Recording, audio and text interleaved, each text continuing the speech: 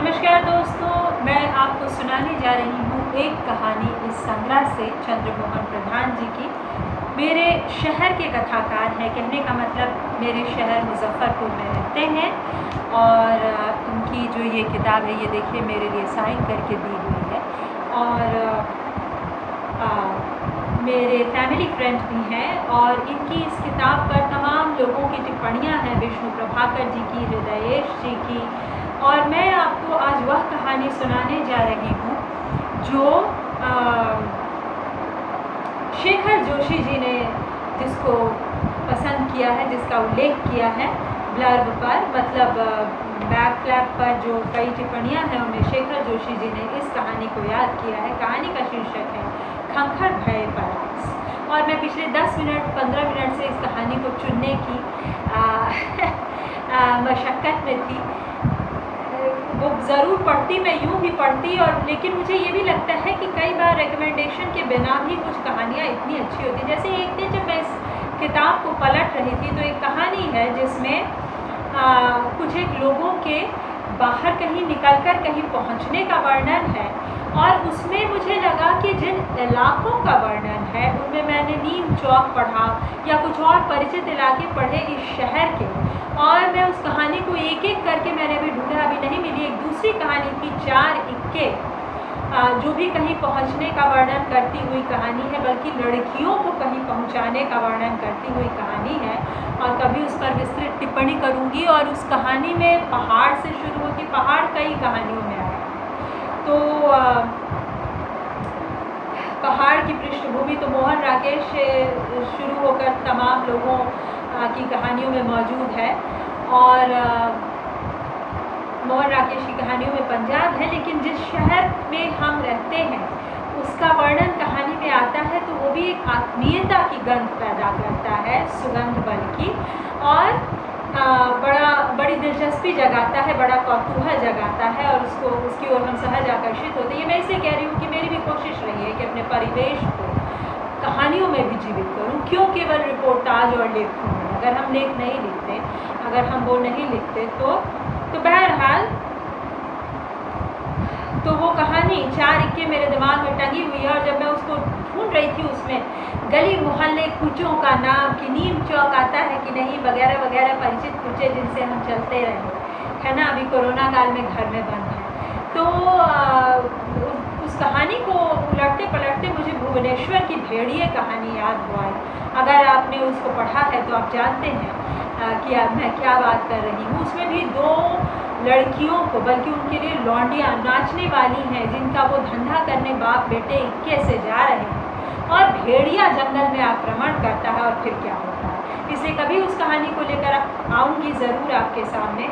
मुझे ऐसे इनकाउंटर्स की कहानी बहुत पसंद है, मुझे जंगल बहुत पसंद है। ये सब इसलिए क्योंकि ये सब कोरोना काल में जबकि हम बंद हैं अपने घरों में, अगर हम इन चीज़ों को याद ही नहीं केवल कर लें बल्कि इनकी बात न करें तो शायद मेरे लिए सांस लेना मुश्किल हो जाए। इसलिए मैं कहानियों में ये सब ढूंढती हूँ। बहरहाल जो पढ़ने जा रही हूँ कहानी, उसका नाम है खंखर भय पलाश। और आप समझ सकते हैं कि ये सब कुछ कहने का उद्देश्य इस कहानी का, इस पुस्तक का एक समीक्षात्मक पाठ, पुनर्पाठ करना है। और यूँ तो कहानी पढ़ने का उद्देश्य होना नहीं चाहिए। उद्देश्य उसमें क्यों, हम खाना क्यों खाते हैं, हम क्यों जीते हैं, हम क्यों लिखते हैं, हम क्यों पढ़ते हैं, पूछा जा सकता है। क्यों नहीं पूछा जा सकता? अगर हमें लगता है कि उसका दुरुपयोग हो रहा है, अगर आर्टिस्टिक प्रोसिक्यूशन है, अगर लेखक के साथ अन्याय है, अगर न केवल मैं रॉयल्टी का मुद्दा उठा रही हूँ दोस्तों या पारिश्रमिक का, उससे बहुत अलग और फ़र्क मुद्दा उठता है लेखकीय प्रोसिक्यूशन का, आवाज़ की आज़ादी, उसके जीवन में इंटरफेरेंस, जिन मूल्यों की उसने बात की उसको लेकर उसके ट्रायल्स, जीवन भर उसकी अग्नि परीक्षा, क्या नहीं मैंने भी झेला है। ये सब इसलिए क्योंकि इनको 2001 में स्टेट्स में पुरस्कार मिला था जब मैं वहाँ गई थी, और मतलब मैं अमेरिकन ड्रीम क्या कहूँ। बहरहाल वो कहानी अलग है, बार बार आती है, मैं अपनी भी कहानियाँ आपको सुनाती रहती हूँ, आगे भी सुनाऊँगी, लेकिन फ़िलहाल खंखर भय पलाश। कबीरा गर्व न कीजिए इस जोबन की आस, टेसू फूले 4 दिन खंखर भय पलाश। टेसू और पलाश एक ही फूल है, वह तो खिलता है तो कहते हैं कि जंगल में आग है। मतलब उसका एक नारंगी और लाल के बीच का रंग है दोस्तों, जिसको देखने के बाद इच्छा नहीं होती है कि मतलब उसको शब्दों में कैसे वर्णित किया जाए। इसीलिए रंगों पर हमने बहुत लिखा है, क्योंकि रंगों का सौंदर्य भी है, रंगों की हिंसा भी हो सकती है ना। वही आग की लपटें जो रुमानी हो सकती हैं, उन्होंने बस्तियों को खाक किया है। तो खंखर भय पलाश, ये कबीर का है। कबीरा गर्व न कीजिए, 2 दिन के यौवन पर गर्व न करें। दूर की धुंधली नीली रेखा जैसी पहाड़ियों को देखते किसुनी चा के कानों में कबीर साहिब की बानी गूंजती रहती है। 40-50 साल हुए होंगे जब वह कबीर पंथी साधु बिसुनपुर आया था।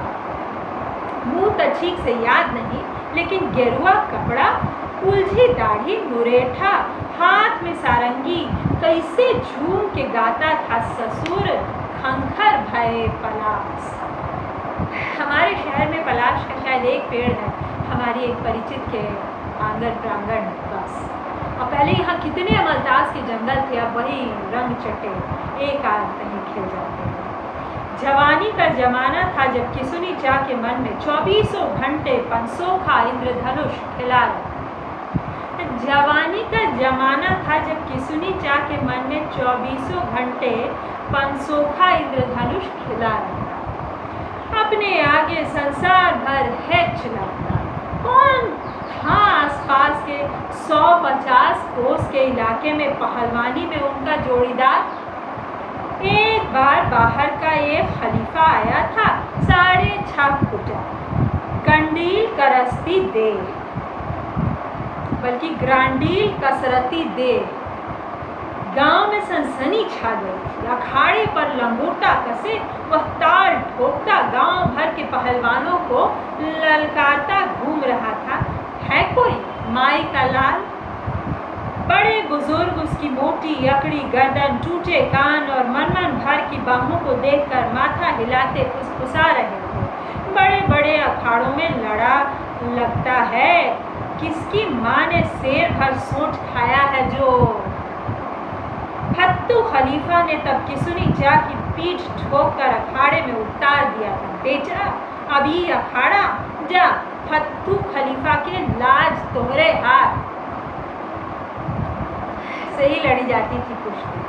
किसुनी चा उतने भारी भरकम नहीं फेंका, लेकिन वारे अखाड़े की मिट्टी में कमाए शरीर की फुर्ती पहलवान से हाथ मिलाया और घूम कर लगा दिया ढाक का दाम। पहलवान भी खाया खेला था, तिरछे होकर ढाक से बचा। किसुनी चा इसी की उम्मीद कर रहे थे।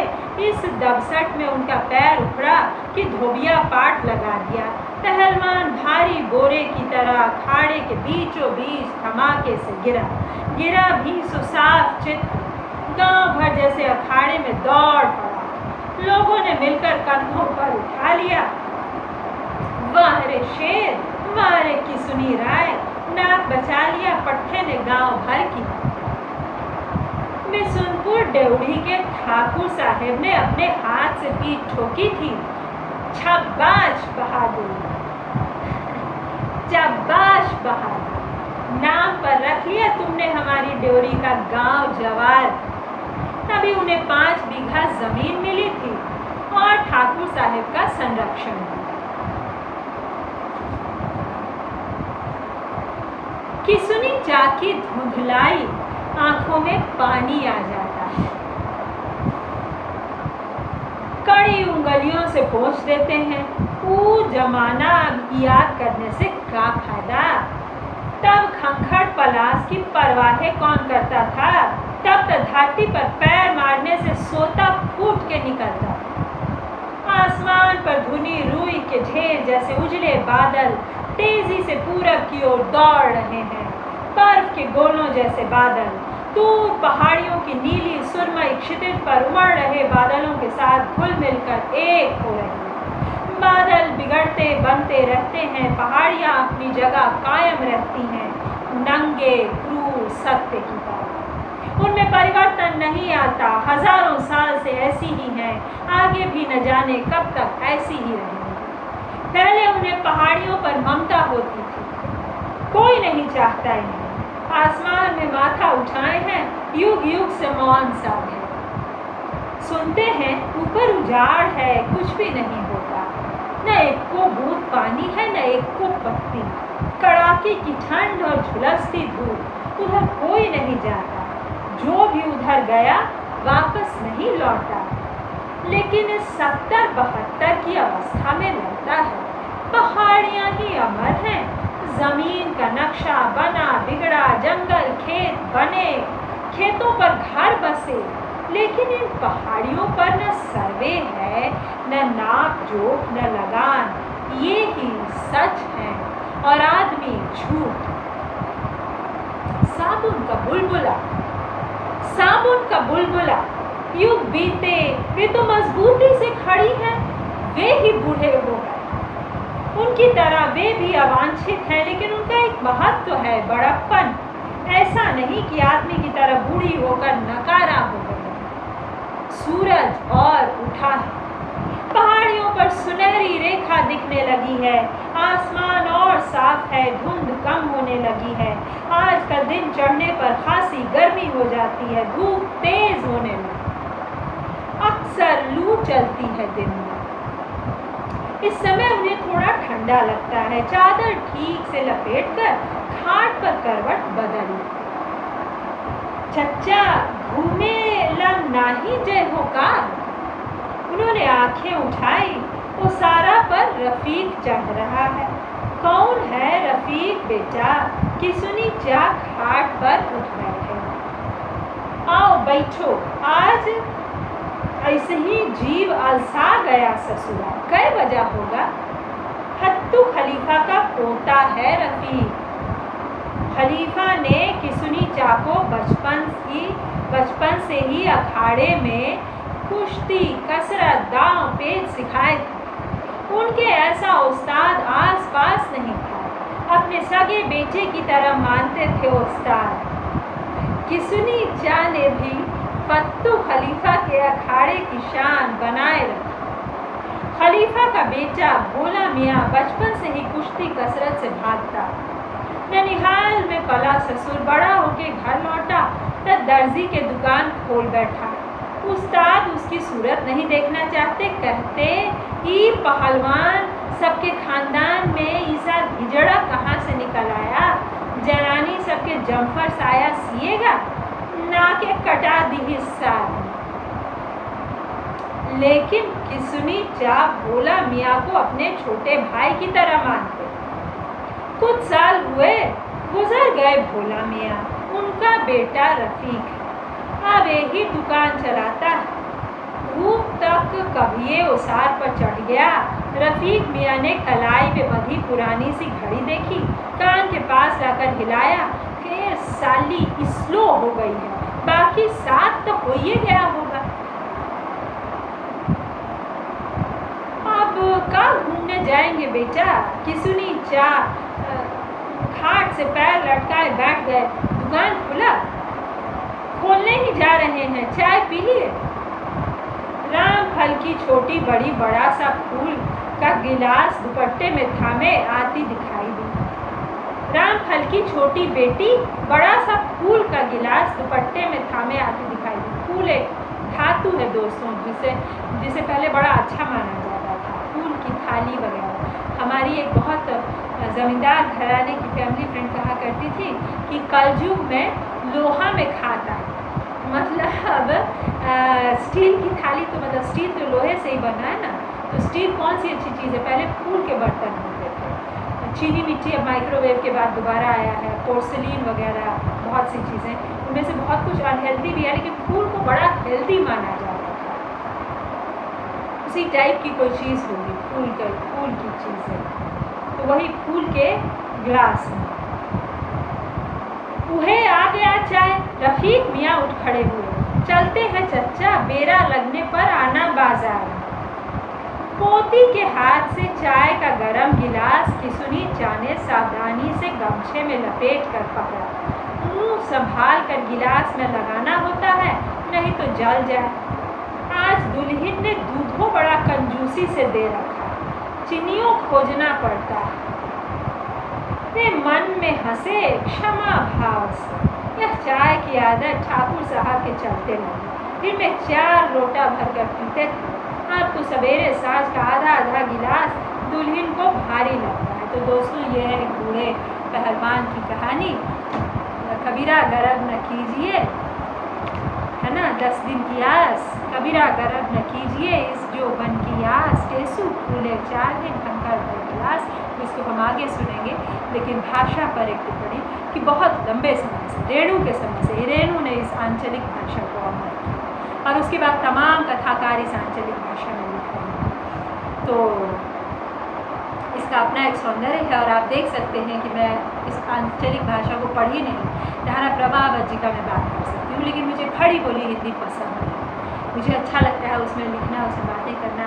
मेरी कहानी खड़ी बोली हिंदी के व्यवहार पर भी है, जिसमें शहर का परिवेश है। तो सुनने के लिए धन्यवाद दोस्तों, और इस कहानी को मैं दोबारा लेकर आपके पास